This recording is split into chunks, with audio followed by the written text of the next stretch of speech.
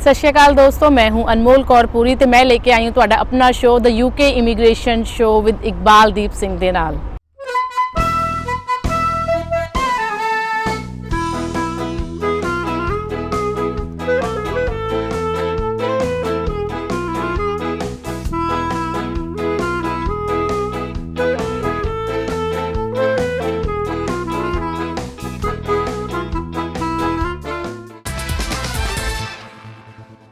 इकबाल जी, तुहाडा स्वागत है पीटीसी पंजाबी दे विच। थैंक यू सो मच अनमोल।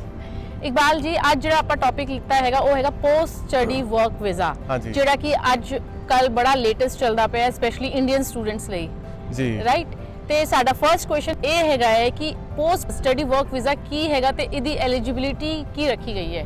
ਹਾਂਜੀ, ਇਹ ਜਿਹੜਾ ਪੋਸਟ ਸਟੱਡੀ ਵਰਕ ਵੀਜ਼ਾ ਵੀ ਹੈਗਾ ਵਾ, ਤੁਸੀਂ ਕਹਿ ਸਕਦੇ ਹੋ ਇੱਕ ਬ੍ਰੈਗਜ਼ਿਟ ਦਾ ਆਊਟਕਮ ਹੈਗਾ, ਜਿਹੜਾ ਕਿ ਲਾਸਟ ਈਅਰ ਯੂਰੋਪੀਅਨ ਯੂਨੀਅਨ ਨੂੰ ਯੂਨਾਈਟਿਡ ਕਿੰਗਡਮ ਨੇ ਲੀਵ ਕਰ ਦਿੱਤਾ ਸੀਗਾ। ਹੁਣ ਇਹਨਾਂ ਦੀ ਸਾਰਾ ਕੰਟਰੋਲ ਇਮੀਗ੍ਰੇਸ਼ਨ ਦਾ ਆਪਣੇ ਕੋਲ ਹੈਗਾ। ਇਹਦਾ ਇੱਕ ਕਨਸੀਕੁਐਂਸ ਅਸੀਂ ਕਹਿ ਸਕਦੇ ਹਾਂ ਵੀ ਜਿਹਨੂੰ ਅਸੀਂ ਗ੍ਰੈਜੂਏਟ ਰੂਟ ਜਿਹਦਾ ਕਹਿੰਦੇ ਹੈਗੇ ਆ। ਉਹਦੇ ਵਿੱਚ ਇਹ ਹੈਗਾ ਵੀ ਜੇ ਤੁਸੀਂ ਇੰਟਰਨੈਸ਼ਨਲ ਸਟੂਡੈਂਟ ਜੇ ਤੁਸੀਂ ਹੈਗੇ ਹੋ ਇੰਡੀਆ ਦੇ ਕਿਸੇ ਵੀ ਕੋਨੇ ਤੋਂ ਆਪਣਾ ਕੋਈ ਪੰਜਾਬੀ ਭੈਣ ਭਰਾ ਜਾਂ ਕੋਈ ਨਾਰਥ ਇੰਡੀਆ ਤੋਂ ਕੋਈ ਸਾਊਥ ਇੰਡੀਆ ਤੋਂ ਜਿਹੜੇ ਵੀ ਤੁਸੀਂ ਕਿਸੇ ਤੋਂ ਆ ਰਹੇ ਹੈਗੇ ਹੋ, ਕੋਈ ਹੋਰ ਕੰਟਰੀ ਤੋਂ ਤੁਸੀਂ ਆ ਰਹੇ ਹੈਗੇ ਹੋ, ਯੂਨਾਈਟਿਡ ਕਿੰਗਡਮ ਦੇ ਵਿੱਚ ਆ ਕੇ ਤੁਸੀਂ ਆਪਣੀ ਇੱਥੇ ਪੜ੍ਹਾਈ ਕਰਦੇ ਹੈਗੇ ਹੋ ਅਤੇ ਉਹ ਪੜ੍ਹਾਈ ਜਿਹੜੀ ਹੈਗੀ ਆ ਉਹ ਡਿਗਰੀ ਲੈਵਲ 'ਤੇ ਹੈਗੀ ਆ, ਜਿੱਦਾਂ ਬੈਚਲਰਸ ਡਿਗਰੀ, ਮਾਸਟਰਸ ਡਿਗਰੀ ਜੇ ਤੁਸੀਂ ਕੰਪਲੀਟ ਕਰਦੇ ਹੈਗੇ ਹੋ ਅਤੇ ਤੁਹਾਨੂੰ ਇੱਥੇ ਦੀ ਗਵਰਨਮੈਂਟ ਨੇ ਅਨਾਊਂਸ ਕੀਤਾ ਹੈਗਾ ਵਾ ਇੱਥੇ ਤੁਹਾਨੂੰ 2 ਸਾਲ ਦਾ ਵਰਕ ਪਰਮਿਟ ਦਿੱਤਾ ਜਾਊਗਾ, ਜਿਹਨੂੰ ਅਸੀਂ ਗ੍ਰੈਜੂਏਟ ਰੂਟ ਕਹਿੰਦੇ ਹੈਗੇ ਆ। ਅਪੋਨ ਦ ਕੰਪਲੀਸ਼ਨ, ਜਦੋਂ ਤੁਹਾਡੀ ਡਿਗਰੀ ਜਿਹੜੀ ਹੈਗੀ ਆ ਉਹ ਕੰਪਲੀਟ ਹੋ ਗਈ ਉਦੋਂ, ਉਸ ਤੋਂ ਪਹਿਲੇ ਨਹੀਂ, ਰਾਈਟ। ਸੋ ਇਹ ਚੀਜ਼ ਬੜੀ ਵੈਲਕਮਿੰਗ ਹੈਗੀ ਆ, ਕਿਉਂਕਿ ਪਹਿਲੇ ਇਹ ਜਿਹੜਾ ਰੂਟ ਸੀਗਾ ਅੱਜ ਤੋਂ ਕਾਫੀ 8-9 ਸਾਲ ਪਹਿਲੇ ਉਹਨਾਂ ਨੇ ਬੰਦ ਕਰ ਦਿੱਤਾ ਸੀਗਾ ਨੈਟ ਮਾਈਗ੍ਰੇਸ਼ਨ ਨੂੰ ਘਟਾਉਣ ਵਾਸਤੇ, ਜਿਹਦੇ ਕਰਕੇ ਇੰਟਰਨੈਸ਼ਨਲ ਸਟੂਡੈਂਟਸ ਦੀ ਇੰਡੀਆ ਤੋਂ ਹੋਰ ਕਾਫੀ ਕੰਟਰੀਆਂ ਤੋਂ ਐਪਲੀਕੇਸ਼ਨਸ ਬਹੁਤ ਰਿਡਿਊਸ ਹੋ ਗਈਆਂ ਸੀਗੀਆਂ, ਕਿਉਂਕਿ ਉੱਥੇ ਮਾਈਗ੍ਰੇਸ਼ਨ ਬਹੁਤ ਜ਼ਿਆਦਾ ਸੀਗੀ। ਪਰ ਬ੍ਰੈਗਜ਼ਿਟ ਹੋਣ ਕਰਕੇ ਇਹਨਾਂ ਨੂੰ ਇੱਥੇ ਕਾਫੀ ਲੋਕਾਂ ਦੀ ਜ਼ਰੂਰਤ ਹੈਗੀ ਆ, ਜੇ ਅਟਰੈਕਟ ਕਰਨਾ ਚਾਹੁੰਦੇ ਹੈਗੇ ਆ, ਇਹ ਤੋਂ ਇਹ ਪਤਾ ਲੱਗਦਾ ਹੈਗਾ ਆ। ਅਤੇ ਇਹਦੇ ਵਿੱਚ ਇੱਕ ਗ੍ਰੈਜੂਏਟ ਰੂਟ ਵੀ ਹੈਗਾ ਆ। ਗ੍ਰੈਜੂਏਟ ਰੂਟ ਉਹਨਾਂ ਵਾਸਤੇ ਹੀ ਹੈਗਾ, ਧਿਆਨ ਰੱਖਿਓ ਕਿ ਜਿਹੜਾ ਇੱਥੇ ਆ ਕੇ ਪੜ੍ਹ ਕੇ ਡਿਗਰੀ ਕੰਪਲੀਟ ਕਰੂਗਾ। ਤੇ ਤੁਹਾਨੂੰ ਇੱਕ ਗੱਲ ਹੋਰ ਦੱਸ ਦਈਏ, ਇਹ ਜਿਹੜੀ ਇਨਫੋਰਮੇਸ਼ਨ ਹੈਗੀ ਹੈ ਤੁਸੀਂ ਗਵਰਨਮੈਂਟ ਦੀ ਯੂਕੇ ਸਾਈਟ ਦੇ ਵਿੱਚ ਜਾ ਕੇ ਵੀ ਵੇਖ ਸਕਦੇ ਹੋ। ਇਕਬਾਲ ਜੀ, ਮੇਰਾ ਅਗਲਾ ਕੁਐਸਚਨ ਇਹ ਹੈਗਾ ਹੈ ਕਿ PSW ਅਪਲਾਈ ਕਰਨ ਲਈ ਕਿਹੜੇ ਡਾਕੂਮੈਂਟਸ ਦੀ ਰਿਕੁਆਇਰਮੈਂਟ ਹੁੰਦੀ ਹੈ?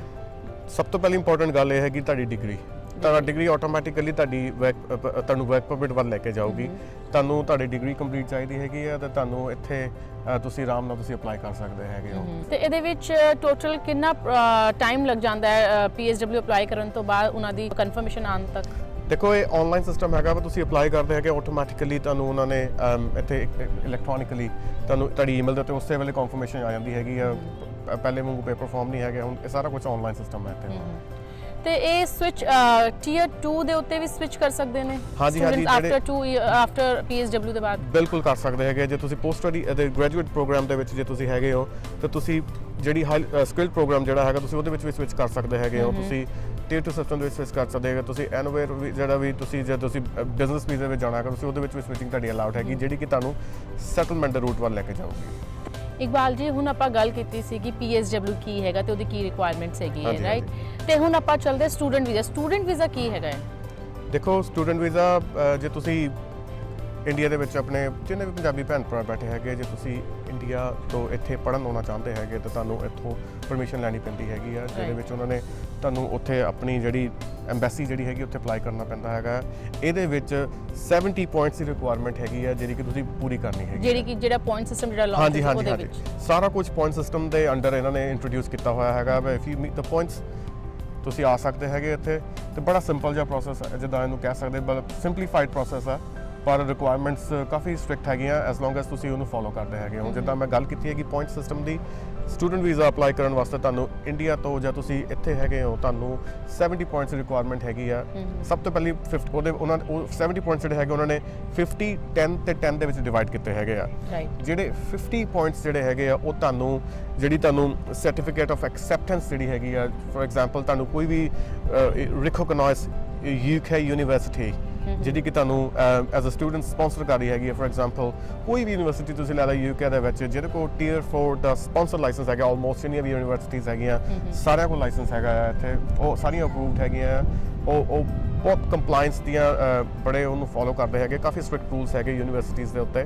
ਤੇ ਤੁਹਾਨੂੰ ਰਿਕੋਗਨਾਈਜ਼ ਯੂਨੀਵਰਸਿਟੀ ਤੁਹਾਨੂੰ UK ਦੀ ਸਪਾਂਸਰ ਕਰ ਰਹੀ ਹੈਗੀ ਆ, ਉਹ 50 ਪੁਆਇੰਟਸ ਤੁਹਾਨੂੰ ਉਹਨੇ ਆਟੋਮੈਟਿਕਲੀ ਤੁਹਾਨੂੰ ਮਿਲ ਜਾਂਦੇ ਹੈਗੇ ਆ। ਪਲੱਸ ਉਸ ਤੋਂ ਬਾਅਦ ਨੈਕਸਟ ਸਟੇਜ ਹੈਗੀ ਤੁਸੀਂ ਫਾਈਨੈਂਸ਼ੀਅਲ ਰਿਕੁਆਇਰਮੈਂਟ, ਜਿਹਨੂੰ ਅਸੀਂ ਮੇਨਟੇਨੈਂਸ ਫੰਡ ਵੀ ਕਹਿੰਦੇ ਹੈਗੇ ਆ, ਸ਼ੋ ਮਨੀ ਜਿੱਦਾਂ ਆਪਣੀ ਲੈਂਗੁਏਜ ਦੇ ਵਿੱਚ ਕਈ ਕਹਿ ਦਿੰਦੇ ਹੈਗੇ ਆ, ਸ਼ੋ ਮਨੀ ਵੀ ਤੁਹਾਨੂੰ ਦਿਖਾਉਣੀ ਪੈਂਦੀ ਹੈਗੀ ਆ। ਪਲੱਸ ਤੁਹਾਨੂੰ ਇੱਥੇ ਇੰਗਲਿਸ਼ ਲੈਂਗੁਏਜ ਰਿਕੁਆਇਰਮੈਂਟ ਬੜੀ ਮੈਂਡੇਟਰੀ ਹੈਗੀ ਆ, ਤੁਸੀਂ ਇੰਗਲਿਸ਼ ਦੇ ਵਿੱਚ ਇੱਥੇ ਪੜ੍ਹਨ ਆਉਣਾ ਹੈਗਾ ਆ, ਤੇ ਤੁਹਾਡੀ IELTS ਦੀ ਜਿਹੜੀ ਰਿਕੁਆਇਰਮੈਂਟ ਜਿਹੜੀ ਹੈਗੀ ਆ ਉਹ ਮੈਂਡੇਟਰੀ ਹੈਗੀ, ਮੋਸਟ ਇੰਪੋਰਟੈਂਟ ਤੁਹਾਨੂੰ ਵੀ ਕੰਪਲੀਟ ਕਰਨੀ ਪੈਂਦੀ ਹੈਗੀ ਆ। ਤੇ ਸਟੂਡੈਂਟ ਵੀਜ਼ਾ ਲੈਣ ਲਈ ਵੀ ਕੋਈ ਏਜ ਕ੍ਰਾਈਟੇਰੀਆ ਰੱਖਿਆ ਗਿਆ ਹੈ ਜਾਂ ਕੋਈ ਵੀ ਅਪਲਾਈ ਕਰ ਸਕਦਾ ਉਹਦੇ ਲਈ? ਉਹਦੇ ਵਿੱਚ ਉਹਨਾਂ ਨੇ ਚਾਈਲਡ ਸਟੂਡੈਂਟ ਤੇ ਐਡਲਟ ਸਟੂਡੈਂਟ ਦੀ ਉਹਨਾਂ ਨੇ ਕੈਟਾਗਰੀ ਕੀਤੀ ਹੈਗੀ ਆ। ਇੱਕ ਕੁਐਸਚਨ ਹੋਰ ਇਹ ਵੀ ਹੈਗਾ ਕਿ ਇੱਥੇ ਜਿਹੜੇ ਸਟੂਡੈਂਟ PSW ਜਾਂ ਸਟੂਡੈਂਟ ਵੀਜ਼ਾ ਦੇ ਉੱਤੇ ਆਉਂਦੇ ਹੈ, ਉਹ ਸਕਿੱਲ ਵਰਕਰਸ ਦੇ ਵਿੱਚ ਵੀ ਆਪਣੇ ਵੀਜ਼ੇ ਨੂੰ ਟ੍ਰਾਂਸਫਰ ਕਰਾ ਸਕਦੇ ਹੈ? ਹਾਂਜੀ ਬਿਲਕੁਲ, ਸਕਿੱਲ ਵਰਕਰਸ ਉਹਦੀ ਕੀ ਰਿਕੁਆਇਰਮੈਂਟ ਹੈਗੀ ਹੈ? ਉਹਦੇ ਵਿੱਚ ਸਕਿੱਲ ਵਰਕਰਸ ਵਿੱਚ ਤੁਸੀਂ ਸਵਿਚ ਕਰ ਸਕਦੇ ਹੈਗੇ ਹੋ ਆਪਣਾ। ਉਹਦੇ ਵਿੱਚ ਜੇ ਤੁਸੀਂ ਸਟੂਡੈਂਟ ਇੱਥੇ ਆਏ ਹੈਗੇ, ਤੁਸੀਂ ਸਕਿੱਲ ਵਰਕਰ ਪ੍ਰੋਗਰਾਮ ਦੀ ਰਿਕੁਆਇਰਮੈਂਟਸ ਮੀਟ ਕਰਦੇ ਹੈਗੇ ਤਾਂ ਤੁਸੀਂ ਸਵਿਚ ਕਰ ਸਕਦੇ ਹੈਗੇ ਹੋ। ਤੇ ਜਿਹੜੀ ਸਟੂਡੈਂਟ ਵੀਜ਼ੇ ਦੀ ਜਿਹੜੀ ਅਸੀਂ ਜੇ ਗੱਲ ਕਰੀਏ, ਇਹ ਲੋਕਾਂ ਦੇ ਉੱਥੇ ਆਪਣੇ ਕਾਫੀ ਉਹਨਾਂ ਦੇ ਵਿੱਚ ਹੈਗੀਆਂ ਵਾ ਵੀ ਉਹਦੀ ਸ਼ੋ ਮਨੀ ਕੀ ਹੈਗੀ ਆ, ਉਹ ਵੀ ਅਸੀਂ ਇੱਥੇ ਮੈਂ ਐਕਸਪਲੇਨ ਕਰਨਾ ਚਾਹੂੰਗਾ ਉਹਦੇ ਵਿੱਚ ਵੀ ਸ਼ੋ ਮਨੀ ਤੁਸੀਂ ਜੇ ਤੁਸੀਂ ਇੰਡੀਆ ਤੋਂ ਆਉਂਦੇ ਹੈਗੇ ਕਿਸੇ ਵੀ ਕੋਨੇ ਦੇ ਵਿੱਚੋਂ, ਤੁਹਾਨੂੰ ਇੱਥੇ ਫੰਡ ਸ਼ੋ ਕਰਨੇ ਪੈਂਦੇ ਹੈਗੇ ਆ ਵੀ ਤੁਸੀਂ ਜਿਹੜੀ ਕੋਰਸ ਫੀ ਆਪਣੀ ਪੇ ਕੀਤੀ ਹੈਗੀ ਆ, ਜਿਹੜੀ ਆਊਟਸਟੈਂਡਿੰਗ ਕੋਰਸ ਫੀ ਪਲੱਸ ਉਹਨਾਂ ਨੇ ਕੈਲਕੂਲੇਟ ਕੀਤਾ ਹੈਗਾ, ਉਹਨਾਂ ਨੇ ਕੈਲਕੂਲੇਸ਼ਨ ਦੇ ਵਿੱਚ ਉਹਨਾਂ ਨੇ ਕੀਤਾ ਹੈਗਾ ਵੀ ਤੁਹਾਨੂੰ ਉਹਨਾਂ ਨੇ ਜੇ ਤੁਸੀਂ ਲੰਡਨ ਪੜ੍ਹਦੇ ਹੈਗੇ ਹੋ ਉਹਦੇ ਵਾਸਤੇ ਡਿਫਰੈਂਟ ਰੂਲਸ ਹੈਗੇ, ਜੇ ਤੁਸੀਂ ਲੰਡਨ ਤੋਂ ਬਾਹਰ ਪੜ੍ਹਦੇ ਹੈਗੇ ਤੁਸੀਂ ਡਿਫਰੈਂਟ ਰੂਲਸ। ਲੰਡਨ ਤੋਂ ਬਾਹਰ ਮਤਲਬ ਕੀ ਹੈ? ਜੇ ਆਊਟਸਾਈਡ ਲੰਡਨ ਜੇ ਤੁਹਾਡੀ ਯੂਨੀਵਰਸਿਟੀ ਹੈਗੀ ਤਾਂ ਤੁਹਾਡੀ ਸ਼ੋ ਮਨੀ ਘੱਟ ਆ, ਤੇ ਜੇ ਤੁਸੀਂ ਲੰਡਨ ਸਿਟੀ ਦੇ ਵਿੱਚ ਸੈਂਟਰਲ ਦੇ ਵਿੱਚ ਜੇ ਤੁਹਾਡੀ ਯੂਨੀਵਰਸਿਟੀ ਹੈਗੀ ਤਾਂ ਉਹਦੀ ਸ਼ੋ ਮਨੀ ਜ਼ਿਆਦਾ ਹੈਗੀ ਆ। ਪਲੱਸ ਜਿਹੜੀ ਤੁਹਾਡੀ ਆਊਟਸਟੈਂਡਿੰਗ ਜਿਹੜੀ ਯੂਨੀਵਰਸਿਟੀ ਦੀ ਜਿਹੜੀ ਫੀਸ ਹੈਗੀ ਆ ਉਹ ਵੀ ਤੁਹਾਨੂੰ ਸ਼ੋ ਕਰਨੀ ਪੈਂਦੀ ਹੈਗੀ ਆ।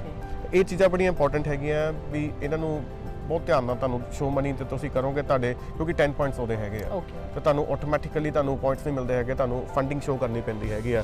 ਇਹ ਮਨੀ ਕਿੰਨੀ ਪੁਰਾਣੀ ਹੋਣੀ ਚਾਹੀਦੀ ਹੈ, ਇਹ ਵੀ ਬੜਾ ਇੰਪੋਰਟੈਂਟ ਚੀਜ਼ ਹੈਗੀ ਆ।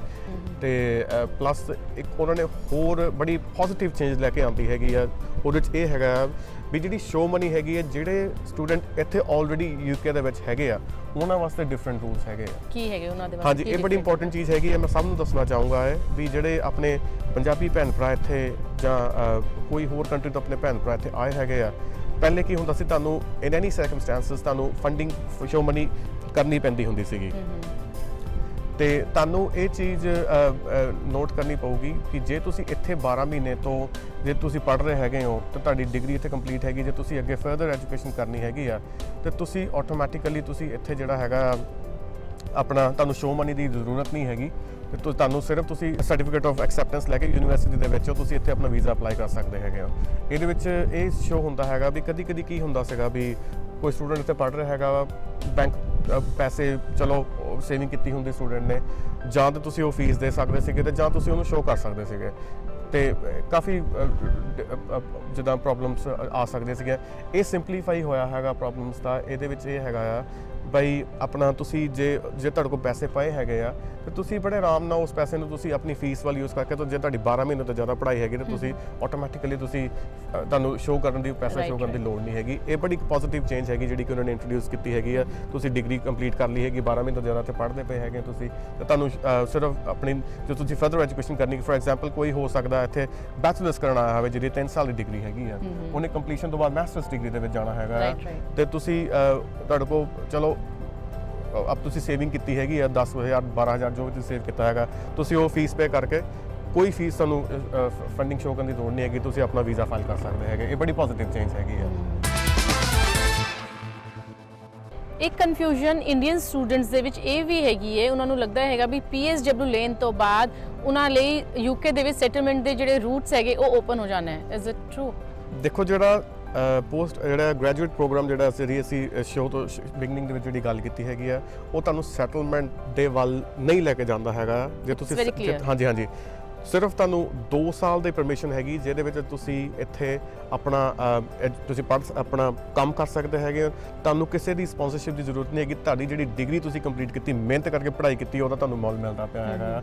ਉਹੀ ਤੁਹਾਡੀ ਆਟੋਮੈਟਿਕਲੀ ਤੁਹਾਡੀ ਇੱਥੇ ਤੁਹਾਨੂੰ 2 ਸਾਲ ਦੀ ਪਰਮਿਸ਼ਨ ਦੁਆਰੀ ਹੈਗੀ ਆ। ਉਹਨਾਂ 2 ਸਾਲਾਂ ਦੇ ਵਿੱਚ ਤੁਸੀਂ ਇੱਥੇ ਕੋਈ ਬਿਜ਼ਨਸ ਸੈੱਟ ਕਰ ਸਕਦੇ ਹੈਗੇ ਹੋ। ਤੁਸੀਂ ਸਕਿਲਡ ਵਰਕਰ ਪ੍ਰੋਗਰਾਮ ਦੇ ਵਿੱਚ ਤੁਸੀਂ ਵੀ ਸਵਿਚ ਕਰ ਸਕਦੇ ਹੈਗੇ ਹੋ। ਤੁਹਾਨੂੰ ਕੋਈ ਰਿਸਟ੍ਰਿਕਸ਼ਨ ਨਹੀਂ ਹੈਗੀ। ਜਿਹੜੇ ਦੂਸਰੇ ਪ੍ਰੋਗਰਾਮਸ ਜਿਹੜੇ ਹੈਗੇ ਆ ਤੁਹਾਨੂੰ ਆਟੋਮੈਟਿਕਲੀ ਤੁਹਾਨੂੰ ਸੈਟਲਮੈਂਟ ਰੂਟ ਦੇ ਵੱਲ ਤੁਹਾਨੂੰ ਲੈ ਕੇ ਜਾਂਦੇ ਹੈਗੇ ਆ। ਇਹ ਚੀਜ਼ ਬੜੀ ਇੰਪੋਰਟੈਂਟ ਹੈਗੀ ਜਿਹੜੀ ਕਿ ਮੈਂ ਸਭ ਨੂੰ ਦੱਸਣਾ ਚਾਹੂੰਗਾ। ਇਕਬਾਲ ਜੀ, ਜਿਹੜੇ ਸਟੂਡੈਂਟਸ ਇੱਥੇ ਪੜ੍ਹਨ ਆਉਂਦੇ ਹੈਗੇ ਨੇ ਉਹਨਾਂ ਦੇ ਉੱਤੇ ਡਿਪੈਂਡੈਂਟ ਵੀ ਹੁੰਦੇ ਨੇ ਤੇ ਉਹਦੇ ਲਈ ਕੀ ਹੈਗਾ ਉਹਨਾਂ ਸਿਸਟਮ? ਹਾਂਜੀ, ਇਹ ਵੀ ਬੜੀ ਚੰਗੀ ਸਵਾਲ ਹੈਗੇ ਆ ਵੀ ਜੇ ਤੁਸੀਂ ਇੱਥੇ ਪੜ੍ਹਨ ਆਉਂਦੇ ਹੈਗੇ ਹੋ, ਤੁਹਾਡੇ ਹਸਬੈਂਡ ਤੁਹਾਡਾ ਹੈਗਾ, ਜੇ ਤੁਹਾਡਾ ਨਿਆਣਾ ਹੈਗਾ, ਤੁਸੀਂ ਉਹਨੂੰ ਵੀ ਇੱਥੇ ਤੁਸੀਂ ਐਜ਼ ਅ ਡਿਪੈਂਡੈਂਟ ਤੁਸੀਂ ਲੈ ਕੇ ਆ ਸਕਦੇ ਹੈਗੇ ਹੋ। ਤੇ ਪਰ ਇੱਕ ਗੱਲ ਦਾ ਧਿਆਨ ਰੱਖਣਾ ਪਊਗਾ ਤੁਹਾਨੂੰ, ਇੱਥੇ ਦੀ ਜਿਹੜੀ ਇਮੀਗ੍ਰੇਸ਼ਨ ਰੂਲਸ ਜਿਹੜੇ ਹੈਗੇ ਉਹਦੇ ਵਿੱਚ ਇਹ ਰਿਕੁਆਇਰਮੈਂਟ ਹੈਗੀ ਆ ਵੀ ਤੁਸੀਂ ਲੈਵਲ 6 ਤੋਂ ਔਨਵਰਡਸ ਜੇ ਤੁਸੀਂ ਪੜ੍ਹਾਈ ਕਰਦੇ ਹੈਗੇ ਤਦੇ ਤੁਸੀਂ ਆਪਣੇ ਡਿਪੈਂਡੈਂਟ ਲੈ ਕੇ ਆ ਸਕਦੇ ਹੈਗੇ ਹੋ। ਓਕੇ, ਲੈਵਲ 6 ਹਾਂਜੀ ਜਿੱਦਾਂ ਹੁਣ ਤੁਸੀਂ ਬੈਚਲਰਸ ਪੜ੍ਹਨ ਆ ਰਹੇ ਹੈਗੇ ਹੋ, ਸੈਡਲੀ ਤੁਸੀਂ ਲੈ ਕੇ ਨਹੀਂ ਆ ਸਕਦੇ। ਜੇ ਤੁਸੀਂ ਮਾਸਟਰਸ ਪੜ੍ਹਨ ਆ ਰਹੇ ਹੈਗੇ ਹੋ ਜਾਂ PhD ਦੇ ਵਿੱਚ ਆ ਰਹੇ ਹੈਗੇ ਤਾਂ ਤੁਸੀਂ ਆਪਣੇ ਡਿਪੈਂਡੈਂਟਸ ਨਾਲ ਲੈ ਕੇ ਆ ਸਕਦੇ ਹੈਗੇ ਹੋ। ਕਾਫੀ ਲੋਕ ਇੱਥੇ ਇਹ ਆਉਣਾ ਚਾਹੁੰਦੇ ਹੈਗੇ ਆ ਪਰ ਇਹ ਚੀਜ਼ ਕਾਫੀ ਰਿਸਟ੍ਰਿਕਸ਼ਨਸ ਕਦੀ ਕ੍ਰੀਏਟ ਕਰ ਦਿੰਦੀ ਹੈ ਤੇ ਮੈਂ ਉਮੀਦ ਕਰਦਾ ਹੈਗਾ ਵੀ ਆਉਣ ਵਾਲੇ ਟਾਈਮ ਦੇ ਵਿੱਚ ਇਹ ਵੀ ਰਿਸਟ੍ਰਿਕਸ਼ਨ ਜਿਹੜੀ ਹੈਗੀ ਆ ਉਹ ਲਿਫਟ ਕੀਤੀ ਜਾਊਗੀ। UK ਗਵਰਨਮੈਂਟ ਜਿਹੜੀ ਹੈਗੀ ਆ ਇਸ ਬਾਰੇ ਵੀ ਸੋਚੂਗੀ ਕਦੀ, ਕਿਉਂਕਿ ਉਹਨਾਂ ਨੇ ਕਾਫੀ ਪੋਜ਼ਿਟਿਵ ਰਿਫਾਰਮਸ ਲੈ ਕੇ ਕਾਫੀ ਪੋਜ਼ਿਟਿਵ ਚੀਜ਼ਾਂ ਲੈ ਕੇ ਆਉਂਦੀਆਂ ਹੈਗੀਆਂ ਮੈਂ ਤੇ ਜਿਹੜੇ ਬ੍ਰਾਈਟ ਸਟੂਡੈਂਟਸ ਜਿਹੜੇ ਹੈਗੇ ਉਹਨਾਂ ਨੂੰ ਅਟਰੈਕਟ ਕਰਨ ਨੂੰ। ਤੇ ਹੋਪਫੁਲੀ ਅਸੀਂ ਉਮੀਦ ਕਰਦੇ ਹੈਗੇ ਆ ਆਉਣ ਵਾਲੇ ਟਾਈਮ ਦੇ ਵਿੱਚ ਇਹ ਵੀ ਰਿਕੁਆਇਰਮੈਂਟ ਜਿਹੜੀ ਹੈਗੀ ਆ ਉਹ ਜੇ ਵੇਵ ਆਫ ਕਰਕੇ ਅਲਾਉ ਕਰ ਦੇਣ ਤੇ ਹੋਪਫੁਲੀ ਹੋਰ ਵੀ ਸਟੂਡੈਂਟਸ ਦੀ ਜਿਹੜੀ ਕਹਿ ਸਕਦੇ ਹੈਗੇ ਇੱਕ ਉਹਨਾਂ ਦਾ ਐਵੀਨਿਊ ਜਿਹੜਾ ਉਹਨਾਂ ਦਾ ਸਕੋਪ ਵੱਧ ਜਾਊਗਾ। ਇਕਬਾਲ ਜੀ, ਜਿਹੜੇ ਡਿਪੈਂਡੈਂਟ ਆਉਂਦੇ ਨੇ ਉਹਨਾਂ ਦਾ ਫੀਸ ਸਟਰਕਚਰ ਥੋੜਾ ਜਿਹਾ ਐਕਸਪਲੇਨ ਕਰਕੇ ਸਾਡੇ ਦਰਸ਼ਕਾਂ ਨੂੰ ਦੱਸੋ।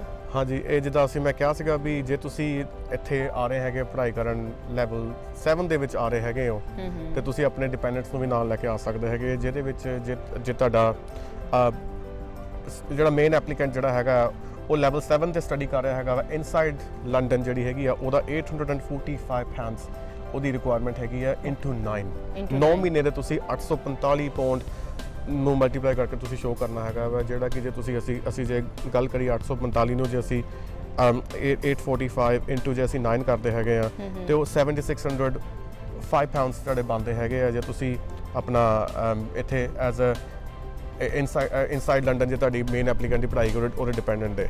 ਪਲੱਸ ਜੇ ਤੁਸੀਂ ਆਊਟਸਾਈਡ ਜੇ ਤੁਸੀਂ ਲੰਡਨ ਜੇ ਤੁਹਾਡੇ ਮੇਨ ਐਪਲੀਕੈਂਟ ਦੀ ਪੜ੍ਹਾਈ ਹੈਗੀ ਤੇ ਜਿਹੜੇ ਉਹਦੇ ਡਿਪੈਂਡੈਂਟ ਦੀ ਜਿਹੜੀ ਸ਼ੋਅ ਮਨੀ ਹੈਗੀ ਆ ਉਹ £680 ਟਾਈਮਸ 9 ਮਹੀਨੇ ਦਾ ਅਪ ਟਿਲ 9 ਮੰਥਸ ਉਹਨਾਂ ਨੇ ਸ਼ੋਅ ਕਰਨਾ ਹੈਗਾ ਵਾ, ਜਿਹੜਾ ਕਿ ਤੁਸੀਂ ਜੇ ਗੱਲ ਕਰੀਏ ਆਪਾਂ 680 ਨੂੰ ਜੇ ਅਸੀਂ ਮਲਟੀਪਲਾਈ ਕਰੀਏ 9 ਨਾਲ ਤੇ ਉਹ £6120 ਉਹ ਬਣਦੇ ਹੈਗੇ ਆ।